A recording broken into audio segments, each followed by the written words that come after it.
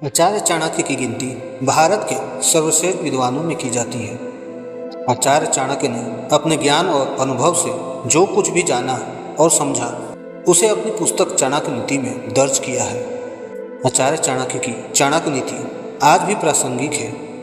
चाणक्य नीति व्यक्ति को सफलता के लिए प्रेरित करती है और मनुष्य के जीवन में आने वाले सुख दुख के कारणों के बारे में बताती है।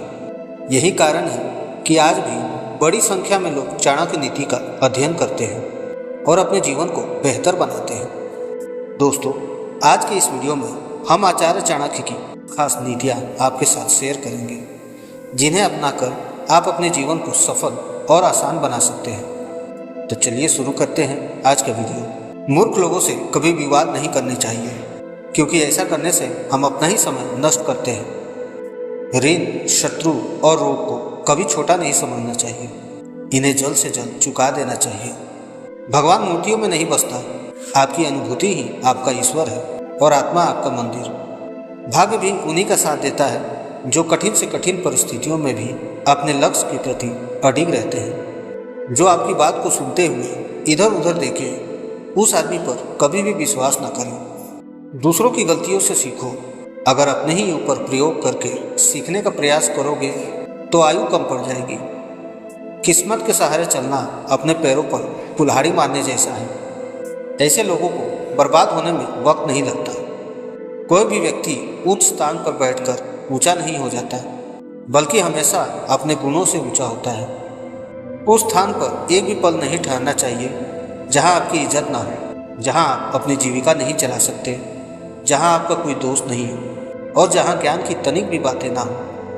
जिस तरह एक सुगंध भरे वृक्ष से सारा जंगल महक जाता है, उसी तरह एक गुणवान पुत्र से सारे कुल का नाम रोशन हो जाता है। जो ज्ञानी होता है उसे समझाया जा सकता है, जो अज्ञानी होता है उसे भी समझाया जा सकता है, परंतु जो अभिमानी होता है उसे कोई नहीं समझा सकता, उसे वक्त ही समझाता है।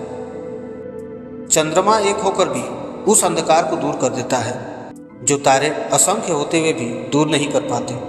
शिक्षा सबसे अच्छा मित्र है। शिक्षित व्यक्ति का हर जगह सम्मान होता है। शिक्षा सुंदरता और यौवन को भी हरा देती है। मोह के समान शत्रु और क्रोध के समान अग्नि नहीं है। एक व्यक्ति या एक शासक को हमेशा उसके परिणामों पर पूरी तरह से विचार करने के बाद एक कार्य करना चाहिए, अन्यथा भाग भी उसके धन की रक्षा नहीं कर सकता। समृद्धि उसी के लिए लंबे समय तक रहती है जो चित्त विचार के बाद कार्य करता है। भगवान लकड़ी, पत्थर या मिट्टी की मूर्तियों में नहीं रहते। उनका वास हमारी भावनाओं में, हमारे विचारों में है। इस भावना से ही हम इन मूर्तियों में ईश्वर को विद्यमान मानते हैं। जो मनुष्य सभी प्राणियों के लिए दया और करुणा रखता है, वह निश्चित रूप से धार्मिक है। उसे अपनी धार्मिकता साबित करने के लिए किसी धार्मिक प्रतीक या चिन्ह की आवश्यकता नहीं है। दुश्मन कमजोर बिंदुओं पर हमला करते हैं। सीमा पर संबंधों में कोई स्थायी मित्र या शत्रु, यहाँ तक कि स्थायी सीमाएं नहीं होती, केवल स्थायी हित होते हैं और इन हितों की रक्षा के लिए सब कुछ किया जाना चाहिए। यदि एक राजा ऊर्जावान है तो उसकी प्रजा भी उतनी ही ऊर्जावान होगी। ये संसार एक कड़वा वृक्ष है। इसके दो ही मीठे अमृत समान फल है, एक मधुर वाणी और दूसरा सज्जनों की संगति। जो कुछ करने का विचार किया है उसे प्रकट ना करो, परंतु बुद्धिमानी से उसे गुप्त रखो और उसे क्रियान्वित करने का निश्चय करो। उससे बचो जो तुम्हारे सामने मीठी बातें करता है, लेकिन तुम्हारे पीठ पीछे तुम्हें बर्बाद करने की कोशिश करता है, क्योंकि वह जहर के घड़ी के समान है जिसके ऊपर दूध होता है। जो ज्ञान की खोज में है उसे सुख की खोज छोड़ देनी चाहिए, और जो आनंद की खोज में है उसे ज्ञान की खोज छोड़ देनी चाहिए। वो जो अपने परिवार के सदस्यों से अत्यधिक जुड़ा हुआ है, भय और दुख का अनुभव करता है, क्योंकि सभी दुखों की जड़ आसक्ति है। इस प्रकार प्रसन्न रहने के लिए आसक्ति का त्याग करना चाहिए। आचार्य चाणक्य कहते हैं कि कभी भी अपने दुश्मन को कम न समझें। उसे मात देने के लिए उसकी ताकत का सही अंदाजा लगाना बहुत जरूरी है। तभी आप उसकी कमजोर नस पर वार करके आसानी से जीत हासिल कर सकते हैं। प्राणों की हानि क्षण भर का दुख देती है, परंतु अपमान जीवन में प्रतिदिन दुख लाता है। गरीबी, रोग, शोक, कारावास और अन्य बुराइयां स्वयं के पापों के वृक्ष के फल है। जब तक दुश्मन की कमजोरी का पता न चल जाए तब तक उसे मित्रतापूर्ण शर्तों पर रखा जाना चाहिए। सबसे बड़ा गुरु मंत्र है, कभी भी अपने राज किसी से साझा ना करें, यह आपको नष्ट कर देगा। जैसे ही भय निकट आए उस पर आक्रमण करो और उसे नष्ट कर दो। आध्यात्मिक शक्ति के अमृत से संतुष्ट लोगों को जो सुख और शांति प्राप्त होती है वो लालची व्यक्ति को बेचैनी से इधर उधर घूमने से नहीं मिलती है। ज्ञानी अपना धन केवल योग्य को दे और दूसरों को कभी नहीं। मेघों द्वारा प्राप्त समुद्र का जल सदैव मीठा होता है। किसी व्यक्ति की सहनशीलता को ध्यान में रखते हुए उसे परेशान ना करें।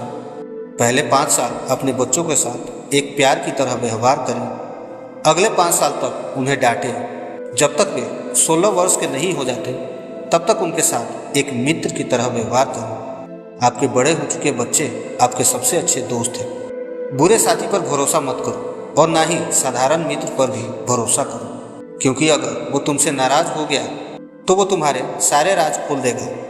मूर्ख व्यक्ति के लिए पुस्तकें उतनी उपयोगी होती है जितने कि अंधे व्यक्ति के लिए आईना। कम दिमाग वाले व्यक्ति दुष्ट, कपटी और धोखेबाज होते हैं। उन पर भरोसा नहीं करना चाहिए। नीच बुद्धि वालों पर विश्वास करना नीति में भूल और व्यर्थ है, क्योंकि वे भरोसे के लायक नहीं।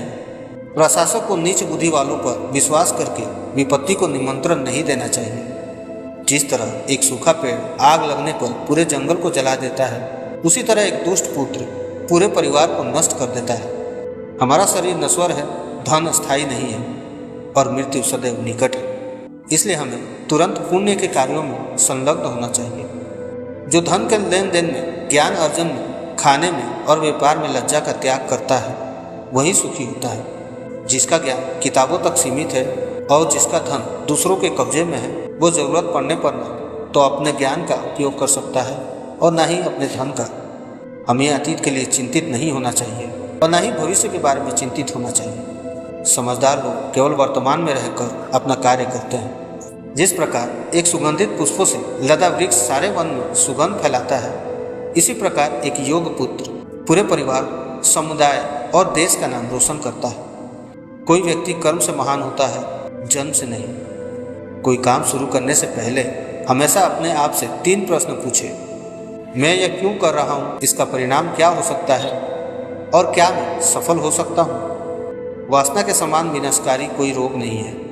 कोई व्यक्ति किसी ऊंचे स्थान पर बैठने से नहीं बल्कि ऊंच गुण से महान बनता है। एक महल नुमा इमारत की चोटी पर बैठने से कौवा चील नहीं बन जाता। सद्गुण और फलों से लदा वृक्ष झुकते हैं, परंतु मूर्ख और सूखी लकड़ियां टूट जाती हैं, क्योंकि वो झुकते नहीं। वो जो हमारे मन में रहता है वो निकट है, भले ही वो वास्तव में दूर है। लेकिन जो हमारे दिल में नहीं वो दूर है, भले ही वो वास्तव में पास हो। एक अशिक्षित चाहे वो कितना भी अच्छा क्यों ना हो या किसी भी परिवार का क्यों ना हो, वो उस फूल की तरह बेकार है जिसमें रंग तो है पर सुगंध नहीं। फूलों की सुगंध हवा की दिशा में ही फैलती है, लेकिन इंसान की अच्छाई हर दिशा में फैलती है। समय मनुष्य को पूर्ण बनाता है और नष्ट भी करता है। एक बार जब आप किसी चीज़ पर काम करना शुरू कर दें तो असफलता से ना डरें और ना उसे छोड़ें। जो लोग ईमानदारी से काम करते हैं वे सबसे ज़्यादा खुश होते हैं। शेर से जो एक उत्कृष्ट बात सीखी जा सकती है वो यह कि मनुष्य जो कुछ भी करने का इरादा रखता है उसे पूरे दिल और जोरदार प्रयास के साथ करना चाहिए। जिसका आचरण दुराचारी है, जिसकी दृष्टि अशुद्ध है और जो कुटिल स्वभाव का है, उससे जो मित्रता करता है वो शीघ्र ही नष्ट हो जाता है। जो अपना धन खो देता है उसे उसके मित्र, उसकी पत्नी, उसके नौकर और उसके संबंधी त्याग देते हैं। जब वो अपना धन फिर से पा लेता है तो जिन्होंने उसे त्याग दिया वे फिर उसके पास चले आते हैं। इसलिए धन निश्चित रूप से सबसे अच्छा संबंध है। जब कोई जीवन के दुखों से ग्रसित हो जाता है तो 3 चीज़ें उसे राहत देती है: संतान, पत्नी और भगवान के भक्तों की संगति।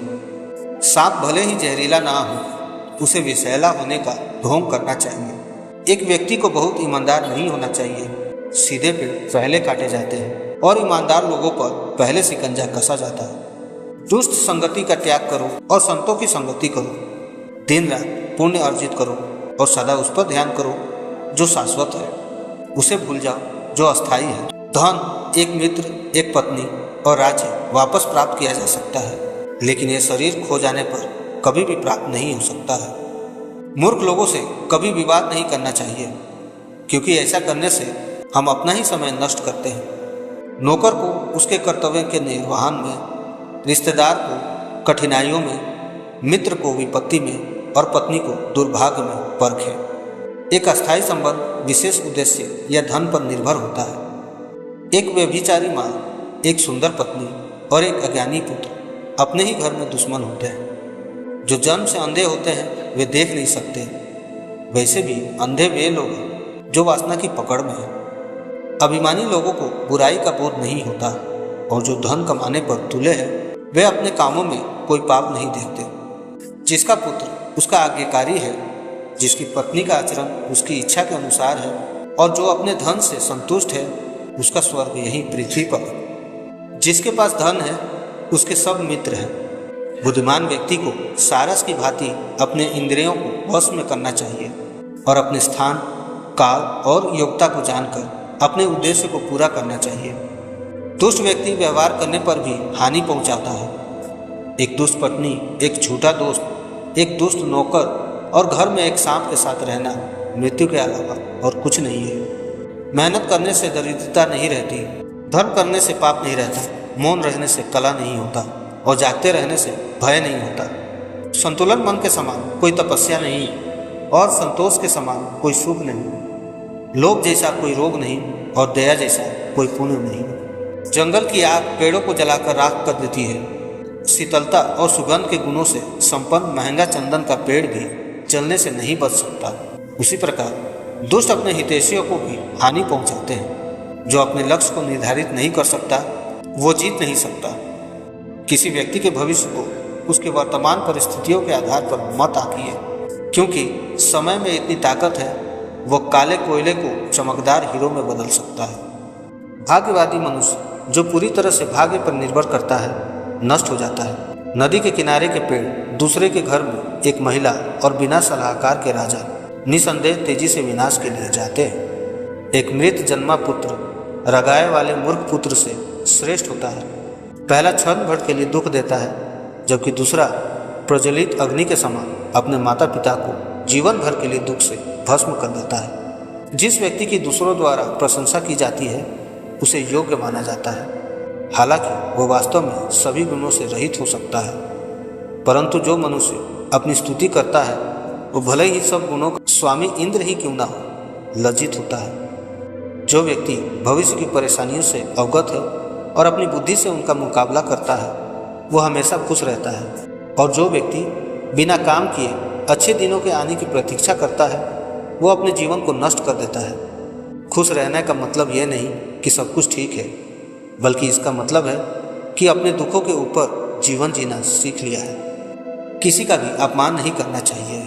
हमें अपने दान, तपस्या, शौर्य, शास्त्र, ज्ञान से और सदाचार पर अभिमान नहीं करना चाहिए, क्योंकि संसार दुर्लभ दम रत्नों से भरा है। मित्र भले ही शत्रु का पुत्र क्यों ना हो, उसकी रक्षा करनी चाहिए। जहाँ ये 5 व्यक्ति ना हो वहाँ एक भी दिन ना रुके।